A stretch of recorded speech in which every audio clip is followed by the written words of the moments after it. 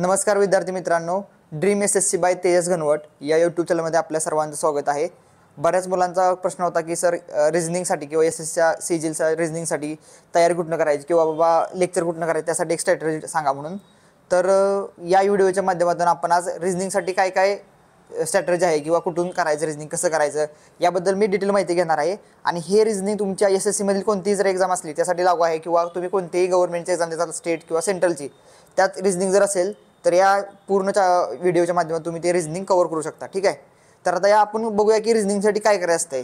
तर मित्रांनो, पहिल्यांदा सांगतोय मी तुम्हाला की एसएससी मध्ये जे रिझनिंग आहे ते खूप इझी रिझनिंग आहे। म्हणजे त्यासाठी तुम्हाला जास्त वेळ द्यायची गरज नाही। तुमचं जर IQ लेवल चांगली असेल किंवा तुमचं बॅकग्राऊंड जर चांगले असेल, म्हणजे तुम्ही जर इंजिनिअरिंगचे स्टुडंट असाल किंवा सायन्सचे, तर तुम्हाला खूप इझी हे रिझनिंग जाणार आहे। त्यामुळे मी बऱ्याच मुलांना सांगतो की तुम्ही रिझनिंगसाठी वेळ घालवू नका किंवा पेड बॅच विकत घेऊ नका, पैसे घालवू नका। का तर त्यात वेळ पण जाणार किंवा पैसे पण जाणार आणि तुम्ही ॲज सच तुम्हाला असं रिझनिंग कोण शिकवू शकत नाही। म्हणजे रिझनिंगमध्ये नंबर सिस्टीम टाईप आहे, म्हणजे किंवा नॉन वर्बल रिझनिंग आहे, तर ते तुम्हाला शिकवू शकत नाही कोण। तुम्ही प्रॅक्टिसनं ते करू शकता। म्हणजे तुम्ही जर प्रॅक्टिस वारंवार केली तर तुमचं रिझनिंग त्यातून परफेक्ट होणार आहे। तर या व्हिडिओच्या माध्यमातून तुम्हाला काय सांगणार आहे तर रिझनिंग तुम्ही करायचं कसं, किंवा मी नवीन विद्यार्थी आहे, समजा आता मी सुरुवात केली अभ्यासाला एसएससीच्या, तर मी आता रिझनिंग कसं करू बाबा, किंवा मी रिव्हिजन कशी करू रिझनिंगची। रिझनिंगमध्ये मी 50 पैकी 50 मार्क किंवा मेन्सला 90 पैकी 90 मार्क सीजीएलमध्ये कसे मिळवता येतील मला, किंवा कोणती एक्झाम असेल तर रिझनिंगमध्ये मी मार्क नाही घालवू शकणार, यासाठी मला काय करावं लागेल।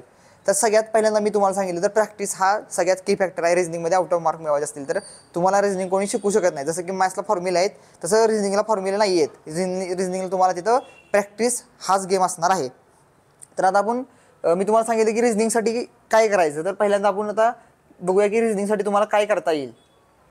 तर आता रिझनिंगला तुम्हाला जर सुरुवात केली आहे तुम्ही सीजीएलच्या बरोबर रिझनिंगसाठी, तर आता रिझनिंगला पहिल्यांदा काय करायचं तर स्टार्टिंग तुम्ही केली, बिगिनर आहात असं मग आपण मानूया। स्टार्टिंग केलेली आहे, तुम्ही जर न्यू स्टुडंट असाल, ठीक आहे, आणि तुम्ही आता सीजीएलची तयारी करायला घेतलेली आहे रिझनिंगची। ठीक आहे, आता रिझनिंगला तुम्ही तयारी काय करायची तर डिरेक्टली तुम्ही काय करा रिझनिंगला पहिल्यांदा तर तुम्ही काय करा, तुम्हाला जर वाटतेच की मला सिलेबस बघावा, जो मी म्हणतो की बघायची पण गरज नाही, तर सिलेबस बघून घ्या की काय आहे सिलेबस। कुठं नेटवाला गुगलला सिलेबस बघा।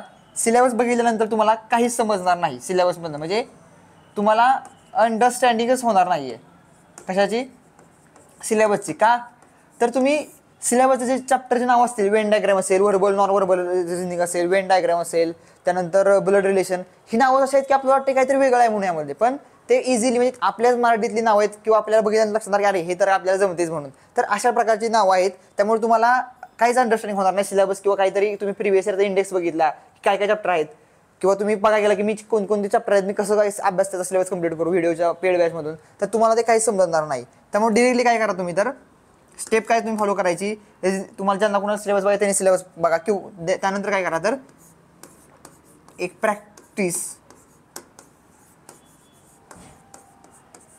मॉक टेस्ट, एक काय करा तर प्रॅक्टिस मॉक टेस्ट द्या। आता ही प्रॅक्टिस मॉक टेस्ट समजा असतील 25 क्वेश्चनची, ठीक आहे, म्हणजे प्रॅक्टिस मॉक टेस्टमध्ये 25 क्वेश्चन असतील। तुम्हाला वेळ नका लावू, तुम्ही ट्राय करा की हे क्वेश्चन मला सुटतात का नाही बघायला।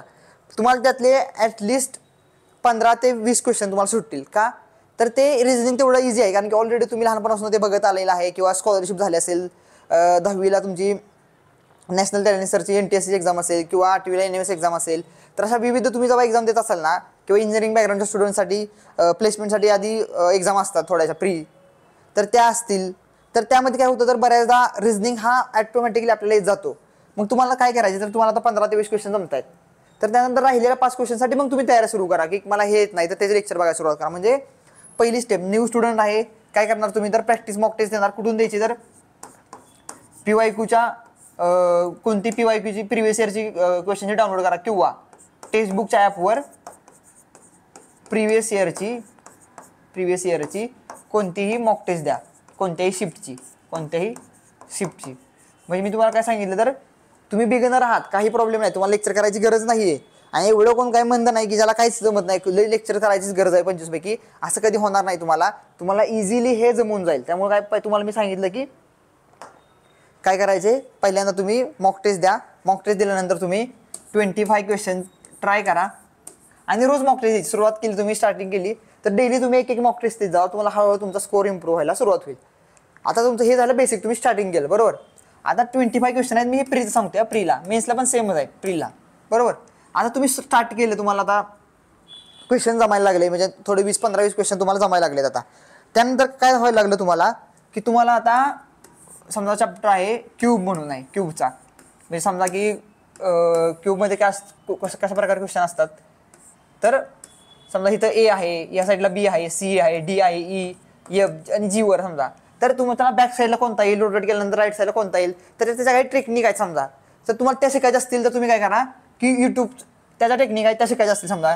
त्यानंतर आहे ब्लड रिलेशन, की बऱ्याच जणांना समजत नाही की ह्याच्या पण टेक्निक आहेत. तर हा प्रश्न कसा सोडवायचा. त्यानंतर यामध्ये असणार आहे की काही ट्रिक असतील समजा. कॉज रिझन आहे, कॉज रिझन ह्याचे टेक्निक आहेत. तर हे असे काही चॅप्टर आहेत. त्यानंतर आहे ब्लड रिलेशन झालं, वेन डायग्रॅम, ठीक आहे, कोडिंग डिकोडिंग पण आहे, क्लासिफिकेशन, हे असे काय काय चॅप्टर असतील. हे मी माझ्या तुलनेत सांगितलं मी, किंवा अजून तुम्हाला 2-3 असं अवघड वाटत असतील की तुम्हाला असं वाटतंय की मला ह्याची ट्रिक बघायची किंवा मला हा चॅप्टर शिकायचा स्पेसिफिक. तर तुम्ही काय करा की तुम्हाला जे चॅप्टर येत नाही त्याच्या सरळ यूट्यूबला जावा, या चॅप्टरचं नाव टाका आणि तो चॅप्टर डिरेक्टली बघायला सुरुवात करा की तो चॅप्टर किंवा तो प्रश्न कसा सॉल्व्ह करायचा म्हणून. म्हणजे तुम्हाला मी ते सांगितलं की तुम्हाला पेड बॅच घ्यायची गरज नाही, म्हणजे तुम्हाला पूर्ण लेक्चर करायची गरज नाहीये. तुम्हाला डिरेक्टली काय करायचं आहे तर यूट्यूबच्या माध्यमातून किंवा तुम्हाला समजा नेटवर जावा, तिथं कसं क्वेश्चन सोडायचं ते पहा. म्हणजे अशा प्रकारे तुम्हाला स्टडी करायचा की कमीत कमी वेळ तुम्हाला देता येईल इथं म्हणजे तुमचं शिकण्यासाठी, आणि जास्तीत जास्त वेळ तुम्ही प्रॅक्टिसला द्याल. म्हणजे ह्यातून होणार काय, तुमचा तर वेळ पण वाचणार आहे. त्यानंतर पेड कोर्ससाठी एवढं लेंदी लेक्चर बघायची गरज नाहीये, तुमची प्रॅक्टिस पण होते जी की तुम्ही असे बी पेड कोर्स केल्यानंतर करणार आहात. तर त्या डिरेक्टली तुम्ही प्रॅक्टिसला सुरुवात करायची आहे. आता ह्यामध्ये पण काय तर हे झालं तुम्हाला मी प्रॅक्टिस की ट्रिक शिकला की कशा प्रकारे ट्रिक मी शिकलो म्हणून, ठीक आहे. आता त्यानंतर अजून एक ह्यामध्ये काय असतंय तर मी माहिती नसणार ॲनालॉजी म्हणून एक क्वेश्चन असतो, ॲनालॉजी असते. त्यानंतर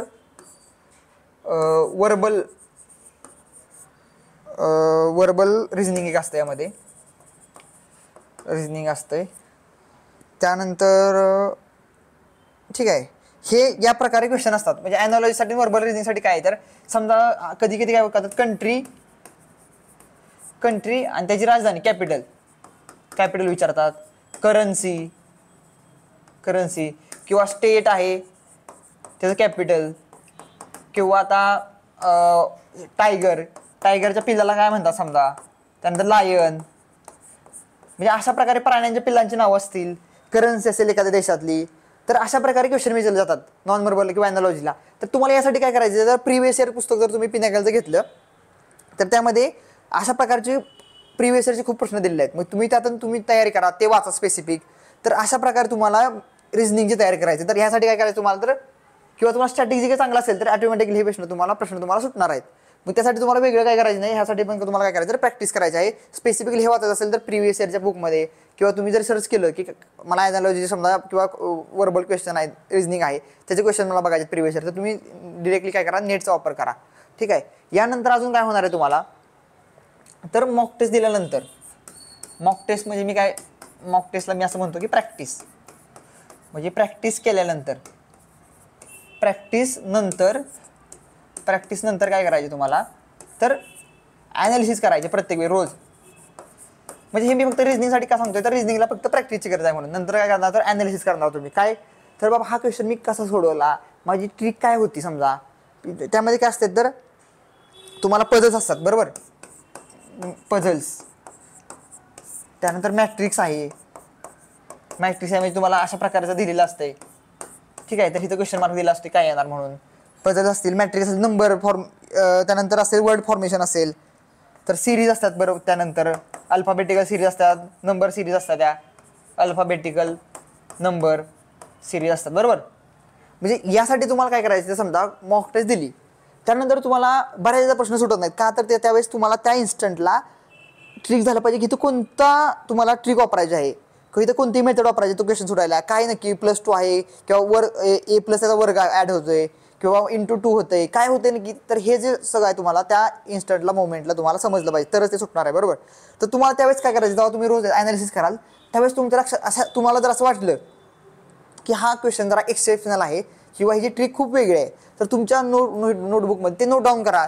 किंवा मॉक टेस्ट जर तुम्ही टेक्स्टबुकवरून देत असाल ॲपवरून एखाद्या, तर तिथं मार्क ॲज अ सेव्ह तुम्हाला करता येतो, म्हणजे सेव्ह फॉर लेटर किंवा त्याला मार्क ॲज रीड म्हणून तुम्हाला करता येतं ते, ठीक आहे. तर ते तुम्ही करून ठेवा, सेव्ह करून ठेवा मोबाईलमध्ये. किंवा सगळ्यात बेस्ट मी म्हणेल नोट तुम्ही अशी घाला एक नोटबुक, त्यामध्ये तुम्ही प्रत्येक चॅप्टर टाका. ह्याचं ट्रिक आहे नवीन एखादी ती तुम्हाला असं वाटणार की अरे मी नंतर जर सोडवलं तर ती माझ्या लक्षात येणार नाही, तर तुम्ही ती नोट तुमच्या वहीमध्ये टाका की बाबा हा ही ट्रिक आहे, हा क्वेश्चन आहे, तर असं सोडवायचं आहे.